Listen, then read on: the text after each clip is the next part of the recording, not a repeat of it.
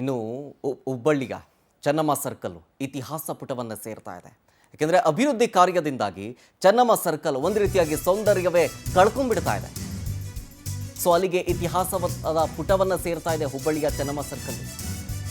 ಇನ್ನು ಮುಂದೆ ಆ ಚೆನ್ನಮ್ಮ ಸರ್ಕಲ್ ಮುಂಚೆ ನೋಡ್ತಾ ಇದ್ವಲ್ಲ, ಹಂಗೆ ಕಾಣಲ್ಲ, ನೆನಪು ಮಾತ್ರ.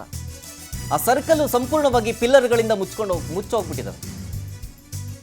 ಫ್ಲೈಓವರ್ ನಿರ್ಮಾಣ ಮಾಡ್ತಿದ್ದಾರಂತಲ್ಲಿ, ಹಾಗಾಗಿ ಪಿಲ್ಲರ್ಗಳನ್ನು ಹಾಕಿದಾರಲ್ಲಿ.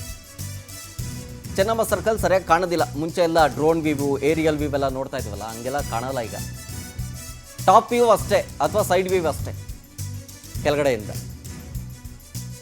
ಫ್ಲೈಓವರ್ ನಿರ್ಮಾಣದಿಂದಾಗಿ ಚೆನ್ನಮ್ಮ ಸರ್ಕಲ್ಗೆ ಅಡ್ಡಿಯಾಗ್ಬಿಟ್ಟಿದೆ. ಸರ್ಕಲ್ನಲ್ಲಿ ಯಾವ ಕಡೆ ನೋಡಿದ್ರು ಕೂಡ ಪಿಲ್ಲರ್ಗಳೇ ಕಾಣಿಸುತ್ತೆ.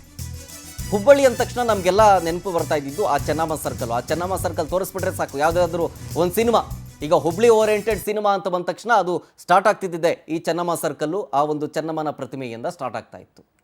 ಈಗ ಇನ್ನು ಮುಂದೆ ಇದು ನೆನಪು ಮಾತ್ರ. ನೋಡಿ ಎಷ್ಟು ಕ್ಲೀನಾಗಿ, ಎಷ್ಟು ಸೌಂದರ್ಯದಿಂದ ಕಾಣಿಸ್ತಾ ಇತ್ತು. ಈಗ ಹಿಂಗೆಲ್ಲ ಕಾಣಕ್ಕೆ ಸಿಗೋದಿಲ್ಲ. ಸುತ್ತಮುತ್ತ ಬರೀ ಪಿಲ್ಲರ್ಗಳೇ ಕಾಣಿಸುತ್ತೆ. ಚೆನ್ನಮ್ಮ ಮೂರ್ತಿ ಪ್ರತಿಷ್ಠಾಪನೆಗಾಗಿ ಹೋರಾಟಗಳೇ ನಡೆದಿತ್ತು. ದಶಕಗಳ ಹೋರಾಟವನ್ನು ನಡೆಸಿದ ನಂತರ ಆ ಚೆನ್ನಮ್ಮ ಸರ್ಕಲ್ನಲ್ಲಿ ಚೆನ್ನಮ್ಮ ಮೂರ್ತಿಯನ್ನು ಪ್ರತಿಷ್ಠಾನಕ್ಕೆ ಒಂದು ಅವಕಾಶ ಸಿಕ್ಕಿತ್ತು. ಹೀಗೆಲ್ಲ ಇದ್ದಿದ್ದು ಈಗ ಚೇಂಜ್ ಆಗಿ ಹೋಗ್ತಾ ಇದೆಯಲ್ಲ ಅಂತ ಅನಿಸ್ಬಿಡುತ್ತೆ ಒಂದು ಕ್ಷಣ. ಡೀಟೇಲ್ಸ್ ಕೊಡ್ತಾರೆ ನಮ್ಮ ಹುಬ್ಬಳ್ಳಿ ಪ್ರತಿನಿಧಿ ರವಿಕುಮಾರ್, ಫೋನ್ ಸಂಪರ್ಕದಲ್ಲಿ ಜಾಯ್ನ್ ಆಗ್ತಾರೆ. ರವಿಕುಮಾರ್, ಎಲ್ಲೋ ಒಂದು ಕಡೆ ತುಂಬ ಚೆನ್ನಾಗಿ ಕಾಣಿಸ್ತಾ ಇತ್ತು ಈ ಸರ್ಕಲ್ಲು, ಚೆನ್ನಮ್ಮ ಸರ್ಕಲ್ಲು. ಎಷ್ಟೋ ಹೋರಾಟಗಳು ನಡೆದಿದ್ದಾವೆ ಇದಕ್ಕೆ, ಚೆನ್ನಮ್ಮ ಮೂರ್ತಿ ಪ್ರತಿಷ್ಠಾಪನೆಗಾಗಿ. ಯಾವುದಾದ್ರು ಹುಬ್ಬಳ್ಳಿ ಓರಿಯೆಂಟೆಡ್ ಸಿನಿಮಾ ಅಂತಂದರೆ ಇಲ್ಲಿಂದನೇ ಶುರು ಆಗ್ತಾ ಇತ್ತು ಸರ್ಕಲ್ನಿಂದ. ಇನ್ನು ಮುಂದೆ ನಾವು ಆ ರೀತಿಯಾಗಿ ನೋಡೋಕ್ಕಾಗೋದಿಲ್ವಾ? ಅಭಿವೃದ್ಧಿ ಹೆಸರಲ್ಲಿ ಈ ಸೌಂದರ್ಯ ಹಾಳಾಗ್ತಾ ಇದೆ ಅಂತ ಅನಿಸ್ತಾ ಇಲ್ವಾ? ನೀವು ಹೇಳಿರುವಂತಹ ಮಾತುಗಳು ನಿಜಕ್ಕೂ ಕೂಡ ಈ ಒಂದು ಗಂಡು ಮೆಟ್ಟಿನ ನಾಡು ಹುಬ್ಬಳ್ಳಿಗೆ, ಚೆನ್ನಮ್ಮ ಸರ್ಕಲ್ಗೆ ಅಕ್ಷರಶಃ ಇವತ್ತಿನ ಪರಿಸ್ಥಿತಿ ನೋಡಿದರೆ ಸತ್ಯ ಎನಿಸ್ತಾ ಇದೆ. ಹುಬ್ಬಳ್ಳಿ ವಾಣಿಜ್ಯ ನಗರಿ, ಉತ್ತರ ಕರ್ನಾಟಕದ ಹೆಬ್ಬಾಗಿಲು ಅಂದಾಕ್ಷಣ ಪಟ್ ಅಂತ ನೆನಪಾಗುವುದು ಚೆನ್ನಮ್ಮನ ಐತಿಹಾಸಿಕ ಚೆನ್ನಮ್ಮನ ಸರ್ಕಲ್. ಈ ಒಂದು ಚೆನ್ನಮ್ಮನ ಸರ್ಕಲ್ ನಿರ್ಮಾಣಕ್ಕೆ ಮತ್ತು ಚೆನ್ನಮ್ಮನ ಮೂರ್ತಿ ಪ್ರತಿಷ್ಠಾಪನೆಗೆ ಸಾಕಷ್ಟು ಪ್ರಮಾಣದಲ್ಲಿ, ದೊಡ್ಡ ಪ್ರಮಾಣದಲ್ಲಿ ಹೋರಾಟಗಳು ಕೂಡ ನಡೆದಿವೆ.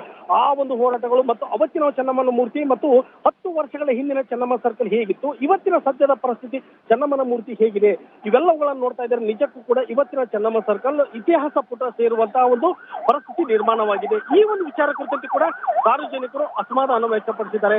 ಅಭಿವೃದ್ಧಿಯ ನೆಪದಲ್ಲಿ ಪಿಲ್ಲರ್ಗಳನ್ನು ಸಾಕಷ್ಟು ಪ್ರಮಾಣದಲ್ಲಿ ಎತ್ತರವನ್ನು ನಿರ್ಮಾಣ ಮಾಡಿ ಆ ಒಂದು ಚೆನ್ನಮ್ಮನ ಮೂರ್ತಿಯನ್ನ ಕೆಳಗೆ ಮಟ್ಟದಲ್ಲಿ ನಿರ್ಮಾಣ ಮಾಡ್ತಾ ಇರುವುದು ಕಂಡು ಬರ್ತಾ ಇದೆ. ಹೀಗಾಗಿ ಸಾರ್ವಜನಿಕರು, ಅದರಲ್ಲೂ ಹುಬ್ಬಳ್ಳಿಗೆ ಬರುವಂತಹ ಸಾರ್ವಜನಿಕರು, ನೀವು ಹೇಳಿದಂತೆ ಈ ಒಂದು ಚಲನಚಿತ್ರಗಳು ಉತ್ತರ ಕರ್ನಾಟಕದಲ್ಲಿ ನಿರ್ಮಾಣವಾಗುವಂತಹ ಬಹುತೇಕ ಎಲ್ಲ ಚಲನಚಿತ್ರಗಳು ಸಹಿತ, ಅದರಲ್ಲೂ ಡಾಕ್ಟರ್ ರಾಜ್ಕುಮಾರ್, ಪುನೀತ್ ರಾಜ್ಕುಮಾರ್ ಅಂತ ಹಿಡ್ಕೊಂಡು ಎಲ್ಲರೂ ಸಹಿತ ಈ ಒಂದು ಚೆನ್ನಮ್ಮನ ಒಂದು ಸರ್ಕಲ್ ಅನ್ನೇ ಆಯ್ಕೆ ಮಾಡಿಕೊಂಡು ಇಲ್ಲಿ ಕಡೆ ಚಿತ್ರೀಕರಣ ಮಾಡ್ತಾ ಇರೋದು. ಇವೆಲ್ಲವುಗಳನ್ನ ನೋಡ್ತಾ ಇದ್ರೆ ಇದು ಇನ್ನು ನೆನಪು ಮಾತ್ರ ಎಂಬ ಮಾತುಗಳು ಕಂಡು ಬರ್ತಾ ಇದ್ದು, ಸದ್ಯ ಚೆನ್ನಮ್ಮನ ಮೂರ್ತಿಯ ಸುತ್ತಮುತ್ತಲು ಸಾಕಷ್ಟು ಪ್ರಮಾಣದಲ್ಲಿ ಪಿಲ್ಲರ್ಗಳು ನಿರ್ಮಾಣವಾಗಿದ್ದು, ಈ ಕೆಲವೇ ದಿನಗಳಲ್ಲಿ ಇದು ಸಂಪೂರ್ಣವಾಗಿ ಪಿಲ್ಲರ್ಗಳಿಂದ ತುಂಬಲಿದೆ. Sharath. Okay, thank you Ravikumar ಡೀಟೇಲ್ಸ್ಗಾಗಿ.